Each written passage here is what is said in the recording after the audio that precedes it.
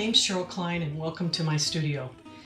I wanted to talk a little bit about my work and how I feel about it and why I do what I do.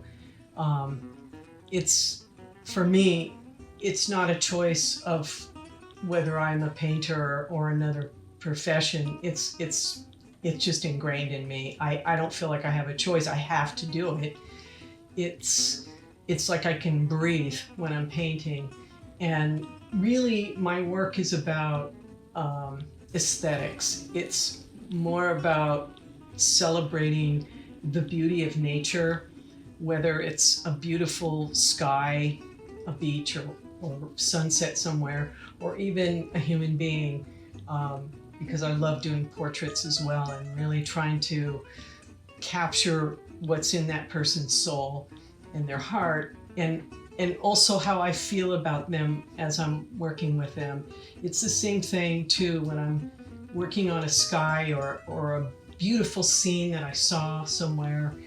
It's like, God, it's something inside you that you want to show everybody and like, wow, look what I just saw. This is amazing. And if I can capture that beauty and actually bring that to people's homes or workplace, wherever, and they can feel a little bit about what I felt too, then I feel like I've done my job. I feel like I can't compete with Mother Nature, but this is my way of celebrating her beauty, and also sort of a prayer of thanks. It becomes a meditative experience when I'm painting. You get into a zone and you lose yourself and hours go by and it's like, God, where did the time go? I just feel so incredibly lucky that I get to do something that I love so much. And I hope that you feel that from my work when you see it. I live across the street from the beach, and so I am super, super fortunate that I get to see this view every day. And it's different every day. Even though it's the same scene, it's totally different.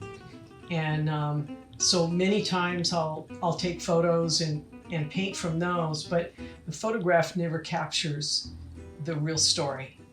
It's like our eyes can only see this much information, but in fact, there's really that much information. And so there's a point when you abandon your source material and you paint from the heart, and you start painting about how you remembered that color, or how you remembered that swish of the clouds, and how they were dancing in the sky. It was like an opera happening, and you just get caught up in it. And before you know it, the painting is evolving.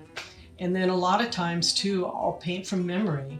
I'll see a scene and I think, gosh, I just remember this one place we were, and it was just such a beautiful place and somewhere where I would like to remember and go back to many times over. And so that's when I paint from my memory.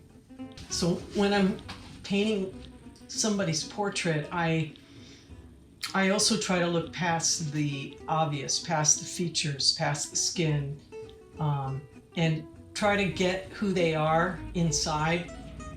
And I mean, it's like an impossible feat because we have these crude materials of globs of paint and brushes that we then create these images that look like the person's about to speak. At least that's my goal. I want them to look like any moment they could look up and say something to you.